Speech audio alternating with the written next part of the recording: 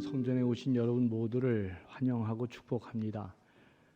성경에 보니까 하나님의 자녀는 이게 혈통이나 육정이나 사람의 뜻으로 난 게 아니라 하나님의 뜻으로 여러분들이 하나님의 자녀가 되었다고 분명히 명시하고 있습니다. 하나님의 자녀는 주일날 하나님 앞에 나와 예배드리면서 하늘이 내리는 신령한 은혜를 통해 세상을 이기고 승리하고 나아가는 독특한 존재입니다. 오늘도 하나님께서 하나님의 얼굴을 여러분들 향하여 은혜와 평강 충만히 주시고 또 살아계신 하나님의 손이 여러분들을 만지시고 일으켜서 묶이고 매이고 답답한 모든 것들이 풀려지고 하늘의 신령한 은혜와 치유와 회복의 역사가 여러분 모두에게 임하는 복된 시간 될 수 있기를 주의 이름으로 간절히 축원합니다. 오늘 본문은 고대 사회에 우리가 잘 알고 있는 한 가정의 집안사를 그렇게 다루면서 내용이 시작됩니다. 엘가나라고 하는 한 남자에게 한나와 분인나라고 하는 두 사람의 부인이 있었습니다. 고대 사회에는 이런 일들이 흔히 있는 일이었죠. 우리가 알다시피 고대 사회에 한 여자가 한 남자의 남편이 부인이 됐다 이럴 때 제일 중요한 것은 자식을 낳는 일입니다. 근데 자식을 낳지 못하면 이게 엄청나게 심각한 문제가 발생하죠. 오늘날 우리 사회하고는 너무 다른 것이지만, 그런데 이제 한나에게 자식이 없었다. 그러나 분인나는 애를 잘 낳았다. 그러니까 이게 한나에게 자식이 없는 것은 남편 엘가나에게 문제가 있는 게 아니고 한나에게 문제가 있다는 비난을 피할 길이 이제 없는 그런 아주 어려운 상황에 놓이게 된 것입니다. 그렇지만 아시는 것처럼 이 남편 엘가나는 이런 한나를 잘 위로해 주죠. 분인나보다 2배 이상 더 잘해 주었다. 성경에 그렇게 기록하고 있습니다. 특별히 사무엘상 1장 8절을 보면 그 남편이 한나를 위한 그 말이 기록되어 있는데 참 감동이 됩니다. 한나여 어찌하여 울며 어찌하여 먹지 아니하며 어찌하여 그대의 마음이 슬프냐. 내가 그대에게 10 아들보다 낫지 아니하냐. 성경에 아름다운 말이 이렇게 나오긴 하는데 이 말보다 더 아름다운 말이 있을까 이제 그런 생각이 들어집니다. 문제는 이렇게 남편이 잘해줘도 이 한나가 남편의 이 따뜻한 배려와 사랑과 위로에도 불구하고 그 마음이 고통이 해결되지 않는다는데 이게 더 큰 문제였습니다. 전혀 위로받지 못하죠. 그런데다가 남편이 이렇게 잘해주면 엘가나가 남편이 잘할수록 분인나가 한나를 더욱더 격하게 괴롭혔다. 이제 성경이 그렇게 말씀하고 있습니다. 한나가 이런 괴로운 마음을 벗어나지 못하고 있을 때 그는 해결책을 하나 찾았죠. 실로에 있는 성소에 올라가 기도하고 통곡하고 서원했다. 그 내용이 오늘 10절과 11절에 기록되어 있습니다. 한나가 마음이 괴로워서 여호와께 기도하고 통곡하며 서원하여 이르되 만군의 여호와여 만일 주의 여종의 고통을 돌보시고 나를 기억하사 주의 여종을 잊지 아니하시고 주의 여종에게 아들을 주시면 내가 그의 평생에 그를 여호와께 드리고 삭도를 그의 머리에 대지 아니하겠다. 이렇게 말하는 장면이 나옵니다. 그러니까 아들을 주시면 내가 그 아들을 특별히 구별해서 삭도를 대지 않는다는 것은 하나님께 이제 나시린으로 어렸을 때부터 바치겠다는 거잖아요. 그러니까 하나님께 바치겠다는 서원 기도 간절한 마음으로 했다. 그랬더니 어떻든 간에 하나님께서 한나에게 아들을 주셨습니다. 그리고 한나는 약속한 대로 아들이 젖을 떼자마자 그 아들을 다시 데리고 성소 실로에 이제 가서 제사장 엘리에게 아들을 맡기면서 이렇게 말하는 장면이 또 참 멋있습니다. 사무엘상 1장 27절 28절에 보니까 이 아이를 위하여 내가 기도하였더니 내가 구하여 기도한 바를 여호와께서 내게 허락하신지라. 그러므로 나도 그를 여호와께 드리되 그의 평생을 여호와께 드리나이다. 그랬습니다. 여러분, 이 아들이 누굽니까? 그 유명한 사무엘입니다. 사무엘입니다.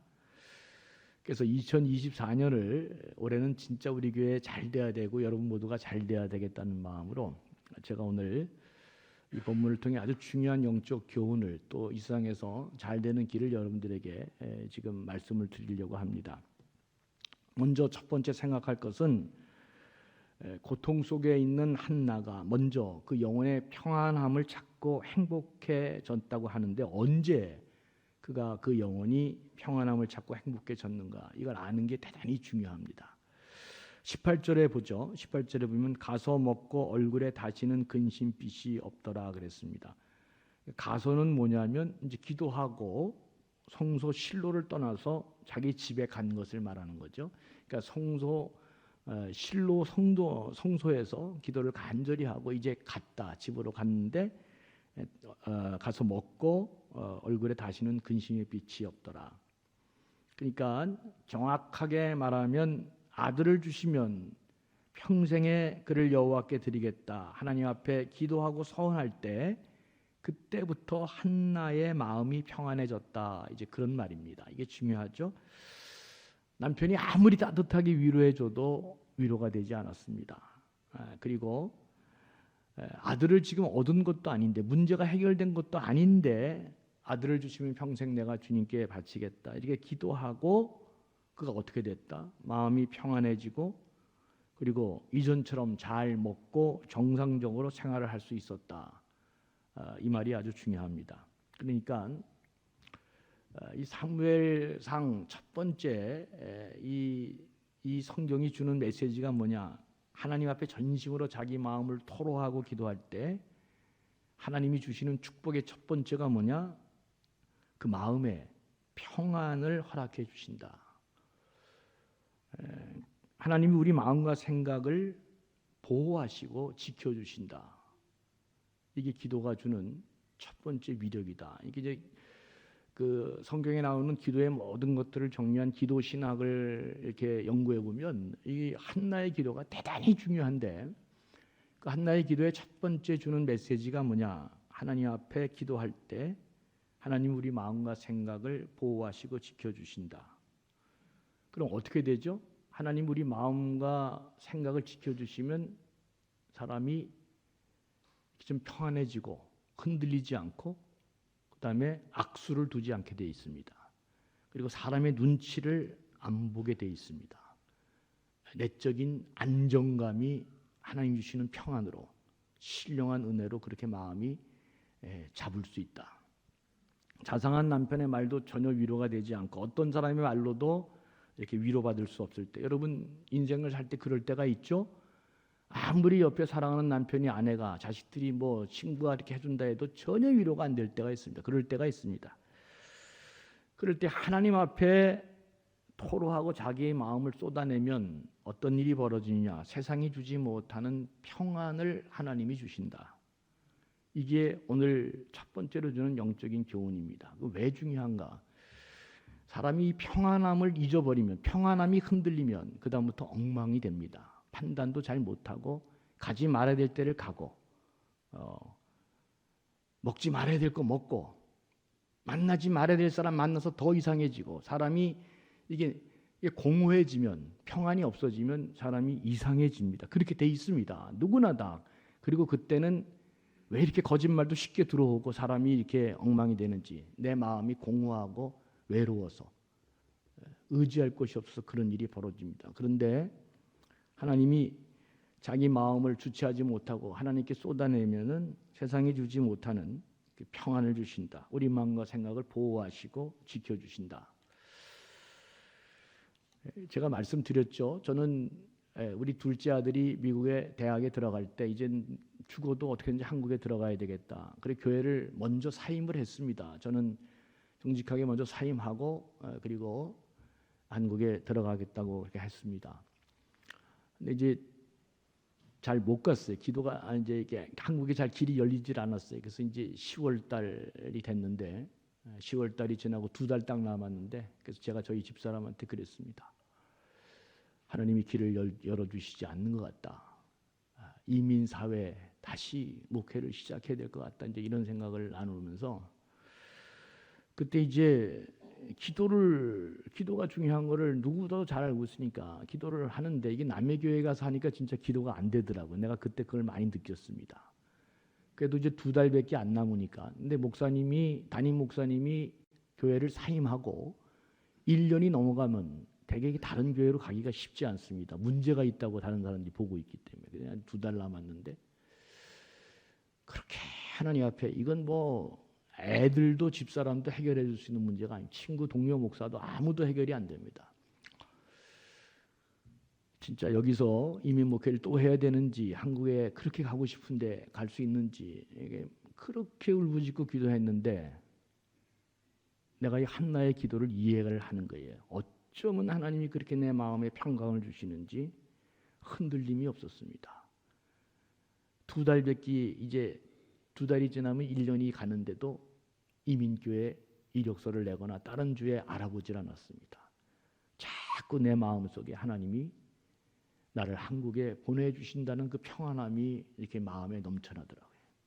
그래서 내가 이 한나의 기도를 이해하는 것입니다. 그러면 어떻게 되느냐? 사람이 실수를 안 하게 됩니다. 마음의 평강과 내적인 안정감이 딱 생기면 쓸데없는 말에 휘둘리지도 않고 안정감을 갖고 올곧하게 그 길을 잘 갈 수 있다. 하나님이 그런 마음의 평안함을 주셨다. 베드로전서 5장 7절의 말씀을 보죠. 거기 보면 이렇게 되어 있습니다. 너희 염려를 다 주께 맡기라. 이는 그가 너희를 돌보심이라. 너희 염려를 다 주께 맡기라. 어떻게 맡깁니까? 기도하면 하나님이 맡아주시는 것입니다. 너희 염려를 다 주께 맡기라. 기도하면 하나님이 너희를 돌봐주신다. 성경이 그렇게 가르쳐주고 있습니다. 여러분, 만일 여러분 가운데 지금 내가 곤고하고 어려운 시절을 겪고 있는 가정에 있다면 어떻게 해야 될까? 이 말씀을 꼭 잊지 말기를 바랍니다. 기도가 주는 위력이 바로 첫 번째가 여기에 있습니다. 그래서 기도하는 자는 별로 마음의 동요나 흔들림이 없습니다. 저는 이걸 우리 부모님께 배웠습니다. 진짜 놀라운 평강이 우리에게 임합니다. 두 번째로 오늘 본문이 우리를 통해 주는 가장 더 중요한 영적 교훈은 신앙의 신비로운 계산의 원리를 우리에게 보여주고 있다는 점입니다. 신앙생활은 덧셈과 뺄셈을 잘하는 것이다. 이제 그렇게 신앙은 더하기다. 십자가가 더하기잖아요. 더하기. 하나님이 우리를 구속해 주셨다고 하는 것. 그 십자가는 그 뜻만 있는 게 아니라 삶의 현장으로 돌아오면 십자가는 더하기죠. 더하기. 하나님을 내 인생에 합산하라. 그런 뜻입니다. 그러니까 신앙생활은 더하기 빼기를 잘해야 된다. 저는 그렇게 늘 생각합니다. 예수 믿으면 복을 받죠. 예수 믿으면 덕을 보게 되고 예수 믿으면 유익을 얻게 되어 있습니다. 이게 덧셈입니다. 잘 되게 되어 있습니다. 그러니까 이 덧셈이 잘 돼야 돼요. 이 덧셈이 잘 안 되면 신앙생활 하면서도 행복감을 느끼기가 어렵습니다. 그런데 신앙생활 차차 잘 하게 되면 이런 덧셈의 원리가 우리에게 나타납니다. 그 가장 유명한 덧셈, 요한 3서 2절이죠. 우리 조영기 목사님이 한국교회에 퍼뜨린 삼박자 축복의 그 본문입니다. 사랑하는 자여 내 영혼이 잘된 같이 내가 범사에 잘되고 강건하기를 내가 간구하노라. 예수 잘 믿으면 이런 축복이 임한다는 것입니다. 그것도 트리플로 3가지가 내 영혼이 은혜와 평강을 얻게 되는 놀라운 축복을 받게 됩니다. 내 영혼이 잘 되면 사람이 영혼이 잘 되면 모든 일이 잘 되게 돼 있어요. 내 영혼이 은혜와 평강으로 하나님과 연결되어 있기 때문에 잘 되죠. 그러니까 범사에 형통하고 잘 되는 것입니다. 거기다가 건강의 복을 받는 것이죠. 그러니까 신앙생활은 예를 들자면 이런 식입니다. 이게 더하기, 하나님이 우리에게 축복해 주시는 것을 잘 계산하는 게 중요하다. 신앙생활하면 여러분 잘 될 줄로 믿습니다.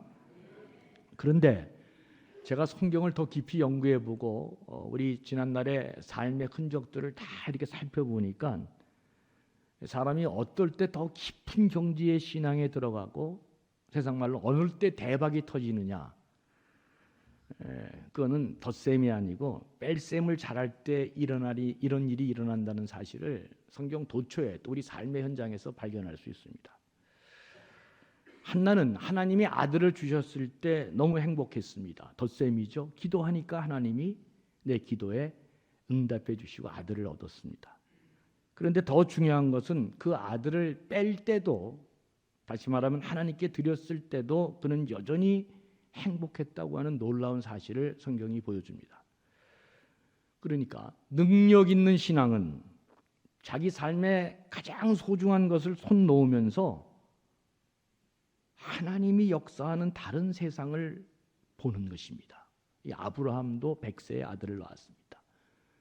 그때 비로소 그는 세상이 경험할 수 없는 하나님이 주시는 놀라운 세계를 이제 경험하게 됩니다.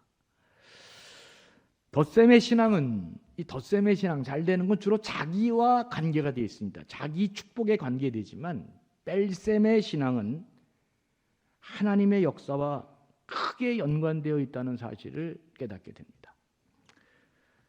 그러니까 내 삶에 뺄셈의 신앙이 작동하면 하나님이 움직이시고 하나님의 놀라운 역사가 일어나는 것입니다. 덧셈과 좀 다르죠. 11절을 다시 보겠습니다. 주의 여종에게 아들을 주시면 내가 그 평생에 그를 여호와께 드리겠다 했습니다. 귀하게 얻은 아들, 그 얼마나 아들이 없어서 고생당하고 핍박당하고 고통당했습니까? 하나님이 기도했더니 덧셈의 신앙으로 아들을 주셨어요. 그런데 그 귀하게 얻은 아들, 하나님이 주신 아들, 그 아들을 다시 하나님께로 돌려드리겠다는 것입니다. 내 인생에서 빼겠다는 것입니다. 그러니까 그 마음이 하나님으로 향하면서 뺄셈의 신앙이 되면 어떻게 되느냐? 그렇게 내가 바친 그 아들은 세상에 놀라운 일을 감당하는 역사적인 인물이 되는 것입니다. 이게 하나님이 역사하는, 내 조금 뭐 이득 그런 정도가 아니라 하나님이 역사하는 사람이 되는 것입니다. 뺄셈으로 한나가 드린 아들 사무엘은 어떻게 하죠? 하나님이 그 시대 역사에 너무나 귀하게 사용하셔서 그냥 각자 자기 소견대로 행하는 사사시대를 종결시키고 다시 이스라엘 백성을 하나님 앞으로 모으는 일에 굉장한 역사를 하는 시대에 둘도 없는 위대한 인물이 됩니다.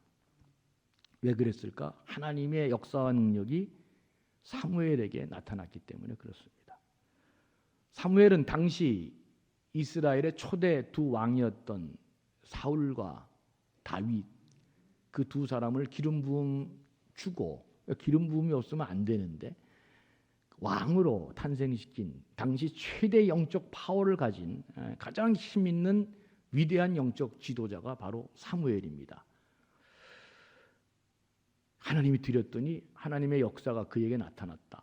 근데 더 놀라운 것은 사무엘상 2장 21절을 보면 자기 삶의 뺄셈을 한 한나에게 여호와께서 한나를 돌보시사 그로 하여금 임신해서 어떻게 했다? 세 아들과 두 딸을 낳게 하셨다 했습니다. 하나님의 역사가 놀랍게 일어나는 것도 굉장한 일이지만 그 뺄셈을 통해 그 가정도 더 풍성한 은혜를 받게 됐다. 이제 그 이야기를 성경이 강하게 우리에게 지금 웅변해 주고 있습니다. 사랑하는 교우 여러분, 하나님이 아무리 사용하려고 해도 우리 안에 뺄셈이 안 되면 그를 사용할 수가 없습니다. 신앙이 깊어지면 자신이 원하는 것보다 하나님이 원하시고 기뻐하시는 것이 자꾸 보여지게 되고 그것을 더 많이 생각하는 사람이 됩니다.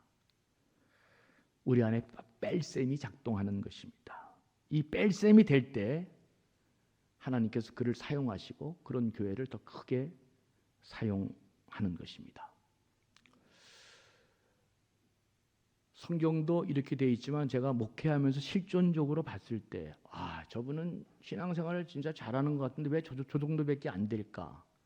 근데 제가 올해 64년을 한 30여 년을 목회하면서 사람들을 이렇게 관찰해 보니까 안 되는 사람은 다 맞는 건 아니지만 두 가지 특징이 있습니다. 하나는 겉으로는 뭐 이렇게 막 화려한 것 같고 뭐 이렇게 같은데 그 마음이 전혀 하나님과 연결이 되어 있지 않습니다. 둘째는 뺄셈이 잘 안 되는 사람입니다. 그냥 온전히 덧셈만 해가면서 어떻게든지 내 거 잘 이렇게 못 되겠다. 신앙생활 잘 하시는 것 같은데 더 이상이 확장이 안 됩니다. 주로 이 두 가지에 많이 연결되는 것처럼 보여졌습니다. 뺄셈이 될 때 그때 비로소 하나님이 더 크게 사용하시는 것을 저는 성경을 통해서 깨닫고 그리고 지금도 어느 목사보다 뺄셈을 잘하려고 노력하는 목사입니다. 예수님께서도 마태복음 6장 33절에서 이렇게 말씀하셨습니다. 너희는 먼저 그 나라와 그 일을 구하라. 그리하면 이 모든 것을 너희에게 더하시리라. 바울은 빌립보서 4장 19절에서 뺄셈의 신앙으로 자기를 잘 도와주는 빌립보 교인들에게 이렇게 말했습니다. 나의 하나님이 그리스도 예수 안에서 영광 가운데 그 풍성한 대로 너희 모든 쓸 것을 채우시리라. 뺄셈을 하면, 다시 말해서 하나님의 뜻을 생각하고 하나님께 올인하면 그해 우리 삶이 어떻게 바뀌느냐? 하나님의 영역으로 바뀐다는 사실을 제가 오늘 연초에 여러분들 잘 돼야 되기 때문에 이 천기를 누설합니다. 뺄셈이 되면 내 삶에 하나님의 역사가 시작이 되는 것입니다. 하나님이 우리 삶에 기적을 일으키시고 능력을 나타내 주시고 또 우리 삶을 채워주시는 것입니다. 부족함이 없게 하시고 더 많은 것들을 안심하고 채워주시면서 우리로 하여금 복의 근원으로, 복을 유통하는 사람으로, 더 많은 사람들에게 복을 나눠주는 사람으로 한없이 하나님이 사용하시는 것입니다. 새벽에 이제 마지막 설교 이렇게 준비하면서 갑자기 시선이라고 하는 찬양이 이제 저에게 떠올랐습니다.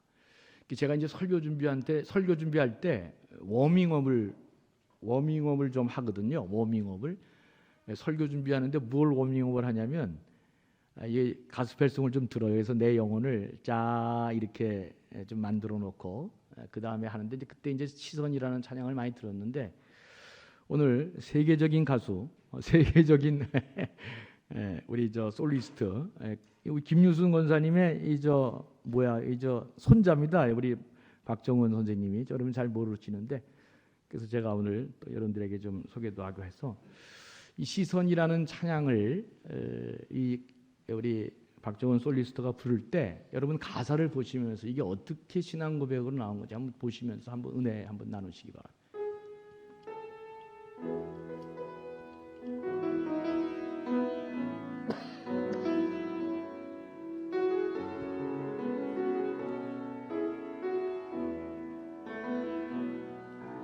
내게로부터 눈을 들어 주를 보기 시작할 때 주의 일을 보겠네. 내 작은 마음 돌이키사 하늘의 꿈 꾸게 하네. 주님을 볼 때 모든 시선을 주님께 드리고 살아계신 하나님을 느낄 때 내 삶은 주의 역사가 되고 하나님이 일하기 시작하네. 성령이 나를 변화시켜 모든 두려움 사라질 때 주의 일을 보겠네. 황폐한 땅 한가운데서 주님 마음 알게 되리. 주님을 볼 때 모든 시선을 주님께 드리고 살아계신 하나님을 느낄 때 내 삶은 주의 역사가 되고 하나님이 일하기 시작하네. 박수 한번 하겠습니다. 예, 고맙습니다. 예, 참 잘해 주셨습니다. 내 시선이 눈을 들어 주를 보기 시작할 때 내 삶은 주의 역사가 시작된다. 이제 그렇게 찬양하고 있습니다. 이럴 땐 좀 찬양 좀 잘하고 싶어요, 그죠? 이게 참 은혜스럽게. 예. 사실은 내가 우리 임성규 집사님한테 갑자기 내가 좀 그러니까 이제 내가 무리한 부탁을 했는데 잘 많이 안 불러보셨다 그래서 제가 이렇게 했습니다. 여러분, 세상 사람들, 세상에 사는 사람들이 그 마음속에 깨지지 않게 불변의 진리로 믿고 있는 게 있습니다. 그게 뭐냐 하면 더 많이 가지면 더 많이 행복하다. 그래서 오늘도 수많은 사람들이 이 생각에 올인하고 생명을 걸고 쫓아가고 있습니다. 더 많이 가지면 더 행복할 수 있다. 그래서 수단 방법 안 가리고 상대방 죽이든 말든 어떻게 하든 더 많이 이기적으로 살든 많이 가져야 내가 행복할 수 있다고 생각하고 오늘도 여기에 전념하고 살아갑니다. 왜 그럴까? 이분들은 하늘이 닫혀 있기 때문에 그렇습니다. 근데 우리는 그렇게 안 사는 거예요. 왜 그럴까? 하늘이 열려 있기 때문에 그렇습니다. 하나님이 내 삶에 함께 하시고 내 삶을 보호하고 인도한다고 믿고 있기 때문에 그렇습니다. 이거 이게 많이 가지면 행복하다. 세상 원리로 살아가는 대표적인 사람이 성경에 나오죠. 삭개오입니다. 삭개오. 돈을 얻기 위해서라면 모든 것 다 희생하고서라도, 그는 유대인인데도 신앙이고 뭐고 다 필요 없죠. 오로지 돈만 있으면 행복할 수 있다.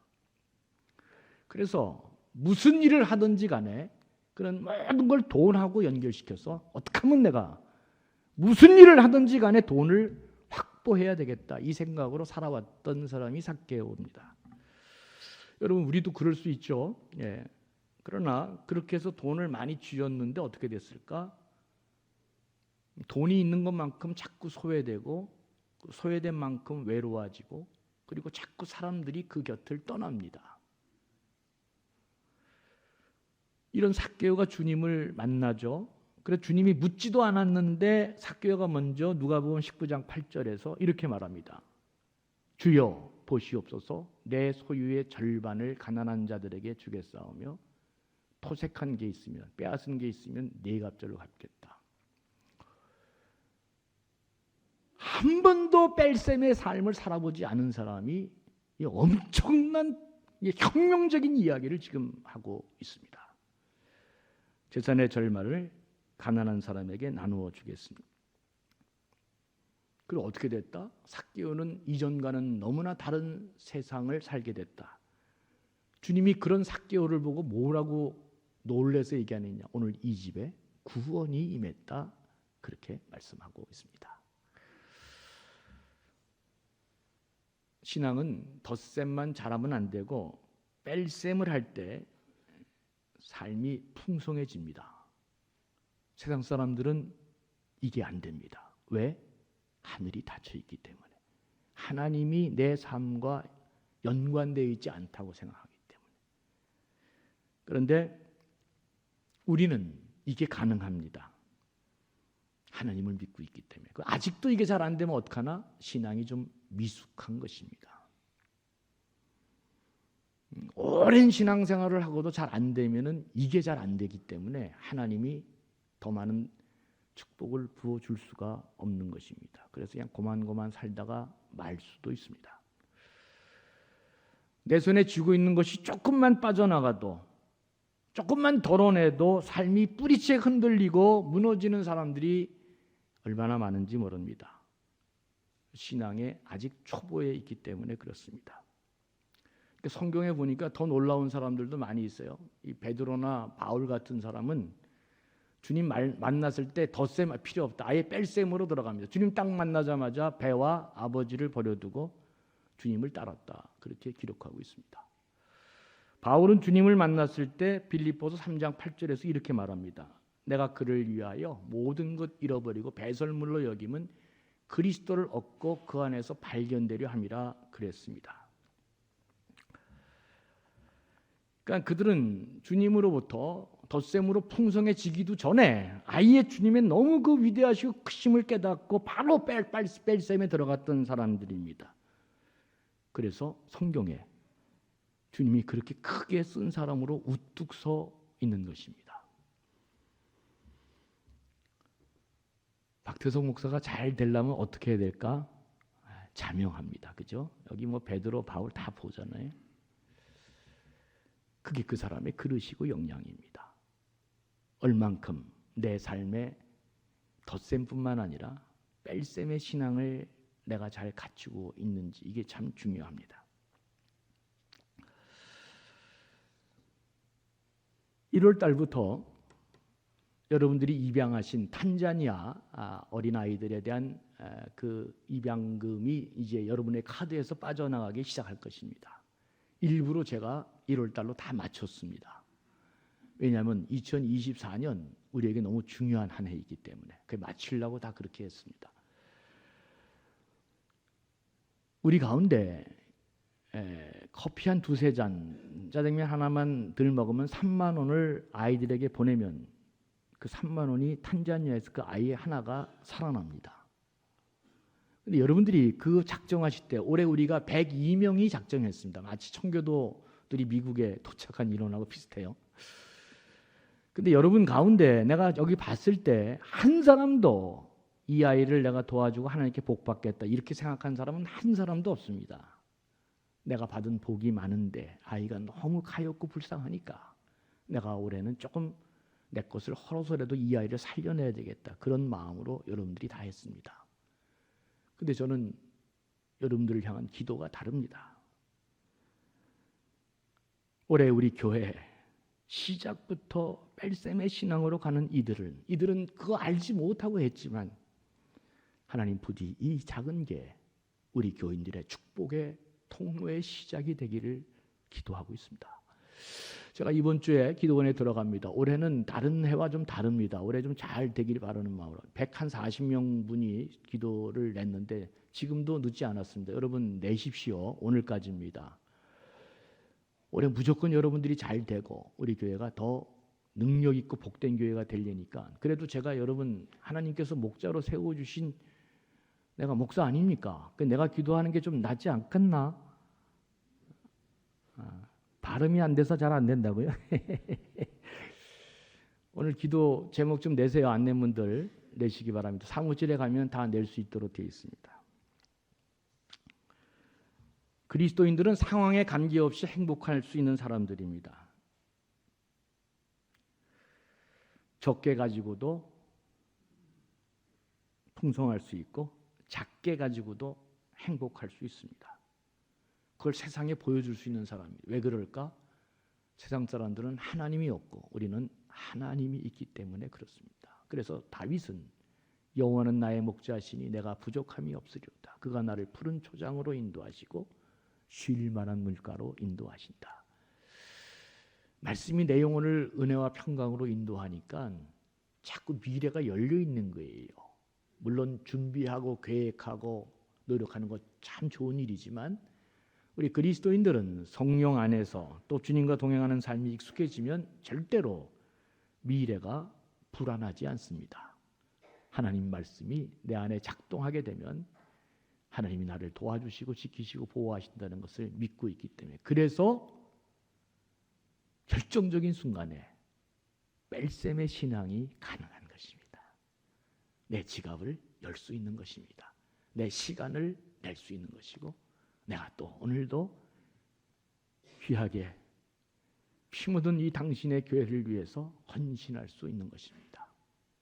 하나님이 계시기 때문에. 더하기 빼기를 흔들림 없이 잘하는 사람이 좋은 신앙인입니다. 한나가 기도의 소원이 이루어져서 애를 낳을 때 행복한 게 아니고 주님 주시면 이 아이를 평생 주님께 드리겠습니다. 더하기 빼기를 한 번에 해버렸어요. 그랬더니 그 마음이 편안해지고 하나님이 축복해 주셨다. 2024년 부디 여러분 아무리 어려워도 또 하나님이 내가 가진 것을 어떤 분은 일부러 빼게 하는 분도 있습니다. 저도 인생에 2번 그런 경험을 당했습니다. 하나님이 나를 쓰셔야 되는데 내가 전혀 뺄셈 신앙으로 못 가니까 하나님이 강제적으로 나를 무장을 해제하면서 뺄셈 신앙의 경험을 갖게 하고, 그리고 그런 것들이 다 지나가고 썩어지고 없어지는 것이기 때문에 그거 잡지 말고 네가 진정 잡아야 될 게 무엇인지 저한테 한 2번 정도 가르쳐 주셔서 별로 저는 이렇게 미래에 대해서 걱정하지 않습니다. 내가 가진 것 하나님이 혹시 빼실더라도, 내가 빼더라도, 아니면 하나님이 직접 개입하시고 빼실 때에도 주님을 향한 마음이 흔들리지 않고 내 평안이 흔들리지 않게 해달라고 기도하면서 뚜벅뚜벅 올곧게 신앙의 길을 잘 가면 하나님이 사무엘 하나 드렸더니 5애도 좋습니다. 개인적으로도. 그리고 준아이는 역사를 바꾸는 위대한 아이가 됐습니다. 부디 2024년 아직도 1월입니다. 아직도 새해 시즌입니다. 들어가는 게 좋으면 나오는 것이 좋습니다. 부디 좋은 영적인 하나님이 주시는 축복의 원리를 잘 마음속에 두셔서, 여러분 이게 부담으로 하면 또 그게 또 큰 문제입니다. 그렇게 하지 마시고 이런 것들을 잘 마음속에 두시고, 그때 할 수만 있다면 덧셈도 잘하시고 또 뺄셈도 잘하시면서 하나님이 우리 삶에 어떻게 역사하시고 내 삶에 어떻게 관여하시는지를 꼭 그런 면에서 여러분들이 살펴봐 주시면 좋겠습니다. 오늘 집에 가셔서 시선, 복음성 가지고 한번 들어보세요. 내게로부터 눈이 주님을 향할 때 그때 주의 일을 보기 시작하고 하늘의 꿈을 꾸게 되고 내 삶에 주의 역사가 시작된다. 이거 어쩌면 이렇게 훌륭하게 이렇게 잘 만드셨어요. 난 너무 놀랐습니다. 대박이 터지는 이런 한 해가 되시기를 주의 이름으로 축원합니다. 하나님 아버지, 우리 삶에 신비한 영적 계산 능력을 잘할 수 있는 사람들 되게 하여 주옵소서. 덧셈도 잘해야 되겠지만 때로는 뺄셈도 잘하는 사람 되게 해주셔서, 또 그리고 설사 뺄셈 할 때, 또 아니면 하나님이 빼가실 때에도 평안할 수 있는 신앙이 우리에게 흔들리지 않게 도와주시고, 오히려 덧셈뿐만 아니라 뺄셈을 통해 내 삶의 자리가 더 귀한 하나님의 역사를 경험하고 더 큰 지경을 넓혀가는 축복의 사람들 되게 해 주시옵소서. 감사하며 예수님의 이름으로 간절히 축복하며 기도합니다. 아멘.